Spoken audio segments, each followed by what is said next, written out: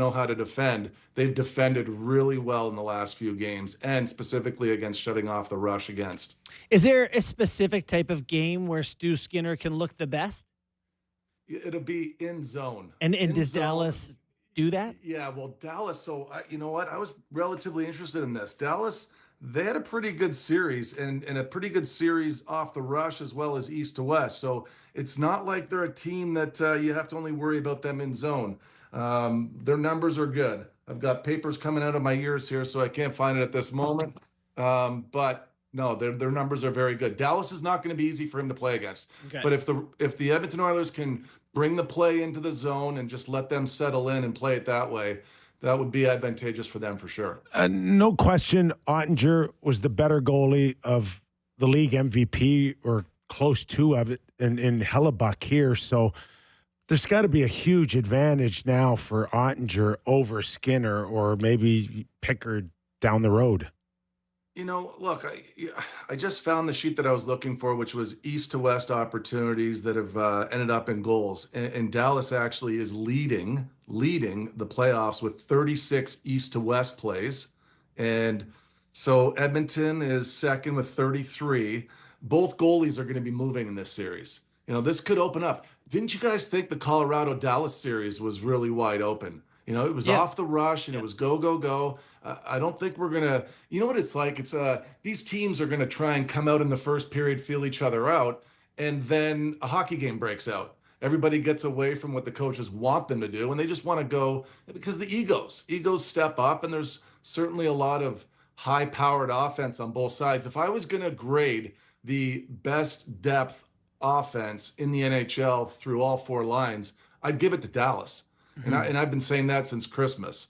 And so that's something to consider too. I mean, Edmonton's going to have to really shut it down because they're going to want it. These are the top two teams, as I said, in east to west offense, looking for opportunities that way. Valley, you sent me some really interesting stuff, and I appreciate that. Thank you on Bobrovsky and breakaways and how he Isn't that looks. neat? Yeah, so he's not as great as I thought he was in conclusion. However, though, Carolina, that's a fast team that creates a lot of action on there. Your thoughts on Bob versus Carolina here? Yeah, so I think that when you're talking about Bobrovsky, I think that sometimes you get surprised because he has the look.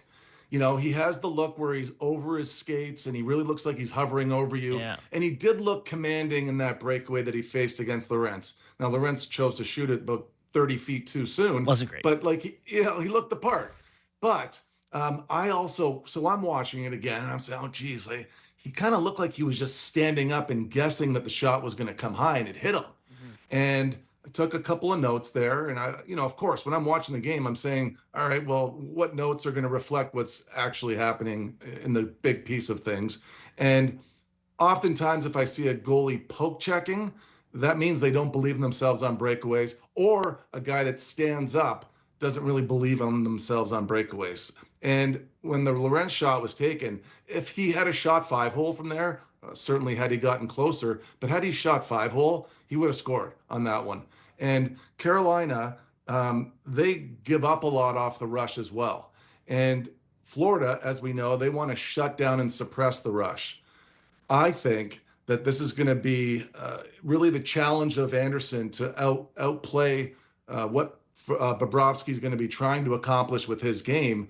And if Carolina can sometimes find Florida with their pants down a little bit, they can counterpunch. They can have those jailbreak chances because, they're pretty fast but not heavy. The way they play their volume game, it lends me to believe anyway that they're going to be able to open the ice up. They're a different team this year. Like I was looking at this today here, fellas. In 18-19, this is going back, 6 seasons, they were a team that was only scoring slot line chances about 2 per game. And this year they're up to 3.39 and that's a 51% increase. It's because they wear you down now and look for an east to west after you've been recovered or have been late to recover pucks. And that's their system. Everybody knows it's coming. So Bobrovsky, I think, now becomes the 10th goaltender in NHL history to win each of his first 3 career Game 7s. So, Anderson and obviously to a lesser extent, Joseph Wall. Is that just really hard knowing that this guy is got the goods here when you look across 200 feet? Like, Wall wasn't horrible, but it's hard to go against a guy like that, isn't it? Mentally? I didn't like his game, honestly. It's hard to be hard on him because he's also thrust into a position that maybe he's not all the way ready for.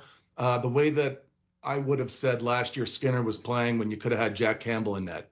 But he's pushed into a situation and he's playing his ass off. But I don't like the goals against on Sunday. I don't really like any of them, and for different reasons. It's like the 2-on-1 goal, Jones's goal. It's a shot where, as I was saying with Ottinger, you can't lock in on shooter before the shot comes. I'll tell you what, guys, the first day of retirement for me, on my list of things to figure out was I want to go on the ice. I don't know why I didn't do this when I was a player, but I thought of it as soon as I got into coaching. I wanted to know how much more vertical angle was on the short side versus the long side. And what I did, because my goalie coach when I was in Edmonton was Pete Peters, I took some fishing line and then I brought it down to the puck where I wanted shot from, the face-off dot. And that was on the left side, goalie's left, meaning high glove. It's amazing because I've got a couple pucks here. It's actually this much distance. This rules. 2 inches. Yeah. There's two more inches on the short side than there is on the long side. Makes sense. So yeah, it's 2 inches. Now, the other thing that's really interesting is when you look at that Seth Jones goal, he drags the puck. All right. So when you see that Woll locks in on the shot, he'll go from his stance where his feet are under him, and then he goes wide right before the release. But it's too soon because when Seth Jones drags the puck, the other exercise I went through was how does a shooter open up the net on a goalie? Well, for every 4 inches the shooter drags the puck from the outside to the middle of the ice, the net opens up an additional inch. So quickly, 4, 8, 12, 16 inches is roughly what Seth Jones drags the puck because he's on the right side of the ice, he's in a right-handed shot, and he brings it across and he goes long side. Now, for long side shots to go in, you have to make 2 mistakes as a goalie. You have to lose your angle, which Joseph Wall did because he didn't adjust across on the drag. He couldn't because he already got wide before the release, so he got stuck. So essentially, Seth Jones drags the puck 4, 8, 12, 16, which is room for a goal and an inch. And if you let this play long enough, you'll see the replay from the Fletch cam, which is behind the net, TV term, and you'll see that watch how he locks right there, and then he can't drag. He wasn't able to get across. So I don't like that goal. Listen, the only thing, if it's post and in, that's the only, right? It's not but it's not even shot. post. It's not a perfect shot. Yeah. And it didn't need to go. Really good. I know it's a great